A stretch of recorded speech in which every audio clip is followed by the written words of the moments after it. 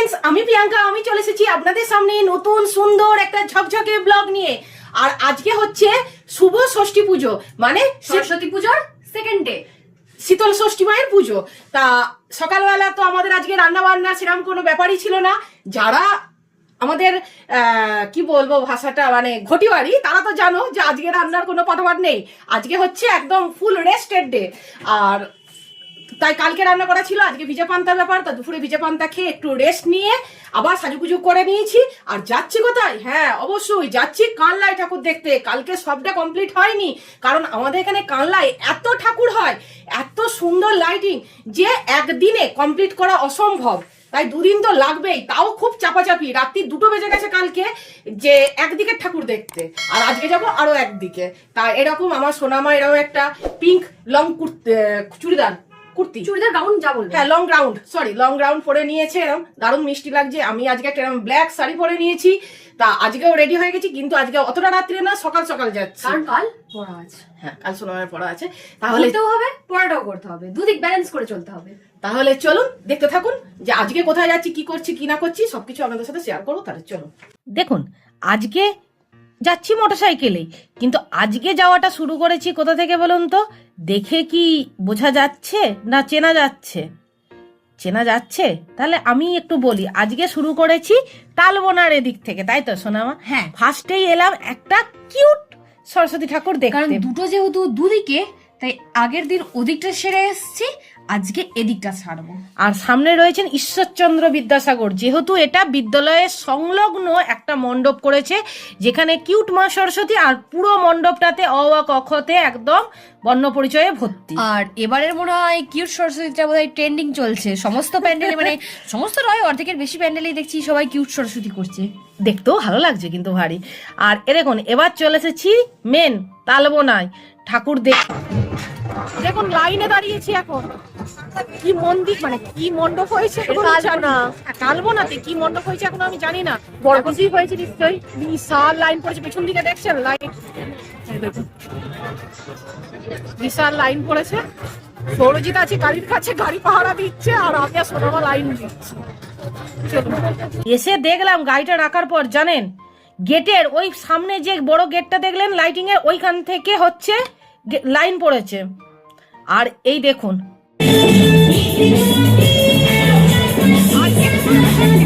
যেটা বুঝলাম সেটা হয়েছে রাম মন্দির। মিউজিকের সাথে মন্দিরটা কি খাপ খাচ্ছে? একটু অড লাগছে, কিন্তু লাইটিংটার সাথে কিন্তু মিউজিকটা ভালোই লাগছে। এখানে একটুখানি যদি ঠাকুরের হতো তাহলে বেটার লাগতো, মানে ভক্তি সহ গানগুলো যদি হতো, হ্যাঁ, তাহলে ভালো লাগতো। কিন্তু ওখানে তো 1 2 3 বাজছে, কিন্তু তাও লাইটিংটার সাথে ভালো লাগছে। বেশ চকমং চকমং করছে, তো মানে চিরিক চিরিক করছে লাইটগুলো, ভালো লাগছে। আর লাইনে কি বলবো, মারাত্মক লেভেলের ভিড়। এইবার দেখুন আমাদের টাইম এসেছে, এবার আলটিমেটলি আমরা ভেতরে ঢুকছি।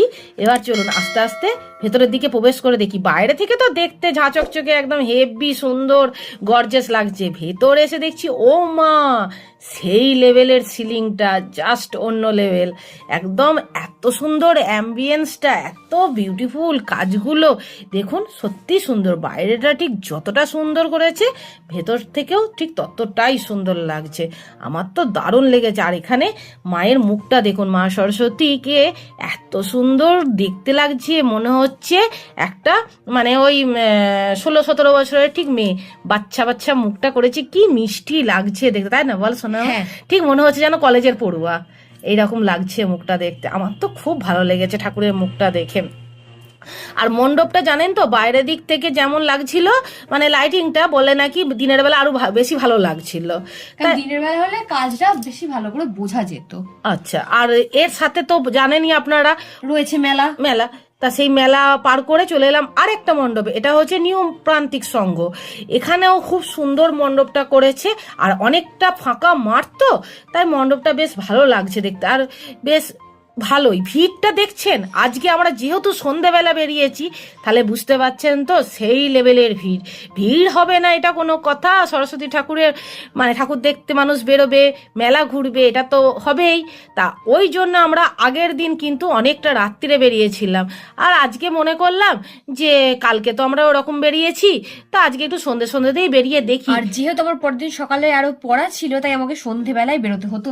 আর এখানে দেখুন কৃষ্ণের মূর্তিটা খুব সুন্দর লাগছে, একদম হাতে চক্র নিয়ে, খুব ভালো লাগছে। আর তারপর এবার আস্তে আস্তে চলুন ভেতরের দিকে প্রবেশ করি। ভেতরে এসে দেখলাম সেই পাতের ওপরে খুব সুন্দর কাজ করা রয়েছে। নকশাটা আমার খুব ভালো লাগলো, হাতি ঘোড়া সমস্ত কিছু, মানে পৌরাণিক যে সমস্ত থিম সেটার আদলে। আর এখানে মায়ের মূর্তিটা একদম একটা মনে হচ্ছে যেন রাজরানীর মতন, পাশে দুজন দাসী মতন রাখা রয়েছে, মানে সেবক, আর দুটো রাজহংসী, আর হচ্ছে মা সরস্বতীর মুখটা। আমার তো দারুণ লেগেছে, তাই না বল সোনামা? মানে পৌরাণিক রাজাদের বাড়িতে যেমন মা সরস্বতী বিরাজমান থাকেন, ঠিক সেম লেভেলের। তারপর আবার ওখান থেকে বেরিয়ে পড়লাম। রাস্তায় তো প্রচণ্ড জ্যাম, গাড়ি চালাতে খুব অসুবিধা হচ্ছিল জানেন, কেউ সাইড দিতে চায় না। আর এইবার এসেছি আর একটা মণ্ডপে, এখানে না মা সরস্বতী বিশাল লম্বা, দেখে মনে হচ্ছে দেখুন জগদ্ধাত্রী, ডাকের সাজ এখানে মা সরস্বতীর। আর এটা ছোট প্যান্ডেল, কিন্তু এখানে মা সরস্বতী অনেক বড়। আর তারপর আর একটা মণ্ডপে, মানে রাস্তায় চলার পথে, রাস্তায় এরকম চলার পথে প্রত্যেকটা মণ্ডপে আগের দিনও যেমন ছিল আজও আছে, যে ওইভাবে হচ্ছে গান বাজনা চলছে। আর এবার যাচ্ছি, এখানে একটা থিম হচ্ছে অপারেশন সিন্দুর।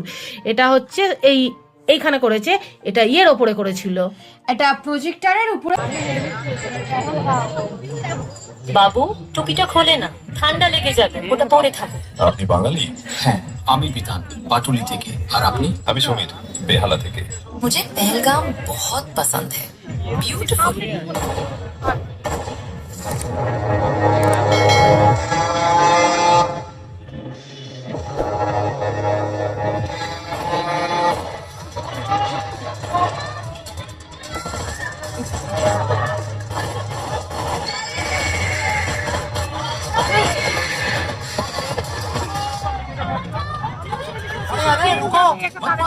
क्या कर रहे हो?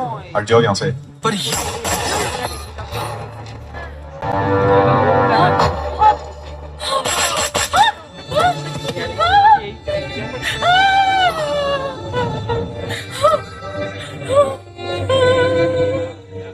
तुमने मेरे पति को क्यों मारा? मुझे भी मार दो।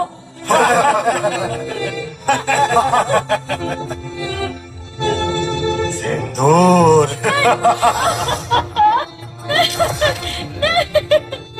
चल तुझको छोड़ दिया।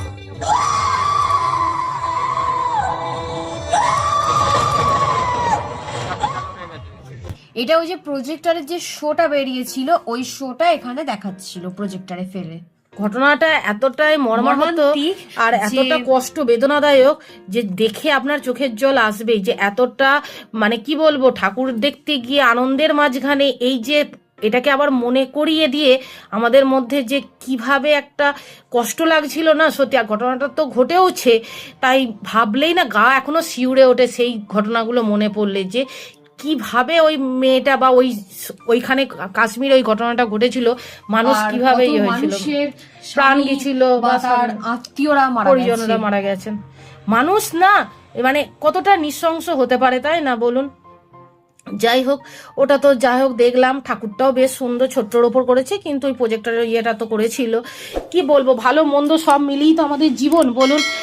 ভালোকেও যেমন ইয়ে করতে হবে, মন্দটাও আমাদের সাথে কিছুতেই আমরা সেটাকে কাটিয়ে উঠতে পারছি না, তাই না বলুন?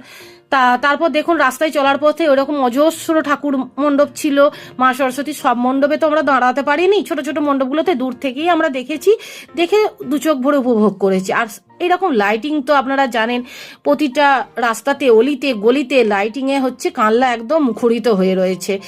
মানে আলোকসজ্জা নিয়ে কানলাতে কোনো কার্পণ্যতা নেই, এত সুন্দর লাইটিং, চোখ ধাঁধানো, মন ভরে যাচ্ছে দেখে। আর এবার কোথায় এসেছি বলুন তো? হ্যাঁ, এবার আমাদের কানলা ঢুকে গেছি। এটা হচ্ছে কানলা পুরনো বাস স্ট্যান্ড বা ত্রিধারা, যাকে বলে ত্রিধারা ক্লাব। আর এবারে এদের থিম ছিল অশ্বমেধ। মহাভারতের অশ্বমেধের নাম তো আপনারা সবাই শুনেছেন, সেই অশ্বমেধের ঘোড়া অব্দি এখানে ছিল। সেই অশ্বমেধের থিম এবার এরা করেছে। আর অনেকটা ফাঁকা জায়গাতে তো বড় বিশাল বড় ফাঁকা একটা মাঠ, জায়গা। সেই জন্য তা সেখানে হচ্ছে এই প্যান্ডেলটা, অশ্বমেধ। হ্যাঁ, আর প্যান্ডেলটা যেমন গর্জেস, দূর থেকে দেখতে যেমন ভালো লাগছে, আর তেমনই হচ্ছে এদের ডেকোরেশনটা অপূর্ব সুন্দর, চোখ ধাঁধানো, একদম নিখুঁত নিপুণ, গেলে আপনি চোখ ফেরাতেই পারবেন না, এত সুন্দর এদের কারুকার্যগুলো করেছে প্যান্ডেলের ভেতরে, কাজগুলো এত বিউটিফুল লাগছে। তার কি সাথে ওই অপূর্ব। ঘোড়া তো 4টে রয়েইছে। হ্যাঁ, ছাতা একদম ধপধপ করছে, আর তার সাথে এই দেখুন শীতকালের যে ফুলগুলো, ওফ দারুণ লাগছে। যেমন আপনি দিনের বেলা গেলে যেমন উপভোগ করতে পারবেন, দিনের বেলা গেলে আপনি কারুকার্য দেখতে পাবেন, হ্যাঁ। রাতে গেলে আপনি রাইটিং দেখতে পাবেন। দূর বেলাতেই আপনার মন ভরবে, এত অপূর্ব সুন্দর। এবার চলুন, দু চোখ ভরে তো বাইরেটা দেখলাম, একটু ছবিও তুললাম, এবার আস্তে আস্তে ভেতরের দিকটাতে প্রবেশ করছি। পাশে একটু ফোয়ারাও রয়েছে, আর প্রচুর অসম্ভব কাজ, অসম্ভব হাতের কাজ, দারুণ সুন্দর। আর দেবী প্রতিমার মূর্তিটা দেখুন, জাস্ট গর্জেস, কি অপূর্ব মায়াবী মুখটা, দেখতে কি ভালো লাগছে। আর ওপরে সিলিংটা দেখুন, কি অসাধারণ অ্যাম্বিয়েন্স, এত সুন্দর একটা মণ্ডপ সজ্জা না, দু চোখ ভরে দেখতে ইচ্ছা করছে। অনেকক্ষণ দাঁড়িয়ে আমরা দেখেছি, ফটোশ্যুট করেছি, দারুণ। তারপর এবার অনেকটা রাত হয়েছে, এবার খাওয়া দাওয়া করতে হবে, তাই এখানে বিরিয়ানি নেওয়া হয়েছিল। এসে পড়েছিলাম জাফরানে। জাফরানে হচ্ছে বিরিয়ানিটা খুবই ভালো খেতে হয়, আর তার সঙ্গে সোনামা নিয়েছিল চিকেন কাটলেট। কিন্তু জাফরানের থেকেও অবভিয়াসলি আর্সেলানের biryani is the best biryani. যারা বিরিয়ানি লাভার তারা একমাত্র এগুলো বুঝবে, তাই না বলুন? তারপর আবার বেরিয়ে পড়লাম। এবার এখানে যে প্যান্ডেলটায় ঢুকছি আমি, এটাও করেছে ওই অপারেশন সিন্দুর, কিন্তু এর একটু ছোট করে, আর আমরা যখন ঢুকেছিলাম তখন শেষ হয়ে গেছে, তাই এটার আর মিউজিকটা দিলাম না। আর এটার থেকে ওই আগেরটাই বেশি বেশি বেটার সুন্দর ছিল। এটা আমাদের কানলা বাজার কলকাতা শপিং মলের পেছনে এটা করেছে। আর এখানে ছোট্ট করে একটু মা সরস্বতীর মূর্তিটাও আছে, মাকেও দেখতে বেশ সুন্দর লাগছে। আর এই কানলাতে একটা কি বলুন তো, যখন যেরকম পরিবেশ পরিস্থিতি থাকে বা সবকিছু এরা তুলে ধরার চেষ্টা করে, ভালো মন্দ সব মিলিয়ে মিশিয়ে এটা একটা তুলে ধরার চেষ্টা করে, যেটা ছোট বাচ্চারাও সেটা দেখতে পাবে বা উপভোগ করতে পারবে। আর এবার যে প্যান্ডেলটা এসছি, এটা পার্সোনালি আমার ফেভারিট, মানে কারণ ও বেস্ট লেগেছে, বেস্ট। কারণ আমার মেয়ের সাবজেক্টের সাথে এটা মিল আছে।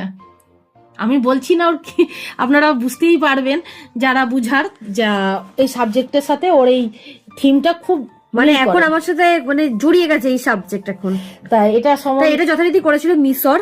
তা আপনারা তো মিশরের নাম সবাই শুনেছেন, এখানকার প্রত্যেকটা দেয়ালে মিশরের লিপি, মিশরের ফেরাও, মিশরের মমি, মানে সমস্ত কিছু এত সুন্দর করেছিল পুঙ্খানুপুঙ্খ রূপে, যে কি বলবো। একটা টাইমের মধ্যে আমরা মনে হবে এক সেকেন্ডের জন্য হলো যে আপনি আমি মিশর চলে গেছে। গেছে। এটা কে বলুন তো, এটা টুটেনখামেন। তারপরে এটা মানে আপনারা তো সবাই জানেন যে কে কে মিশরের মানে সেই নাম যশ ওলা, তারপর এই যে সেই কাকের যে যজ্ঞটা হতো সেইটা, মানে সমস্ত কিছু এখানে তুলে ধরেছে। তারপরে দাঁড়ান এখনো আছে, এটা হচ্ছে কি বলুন তো, যক্ষের ধন, ওই যে ওখানে এই সাপ যক্ষ পাহারা দিচ্ছে। আর এটা হচ্ছে মমি, মমি করার প্রস্তুতিটা যেটা চলছে। আর আপনারা নিশ্চয়ই সেই শিয়ালমুখী যে ফেরাউটা ছিল, তার নাম তো আপনারা শুনেছেন বা ইতিহাস বইয়ে পড়েছেন, তার একটা এখানে মূর্তি ছিল।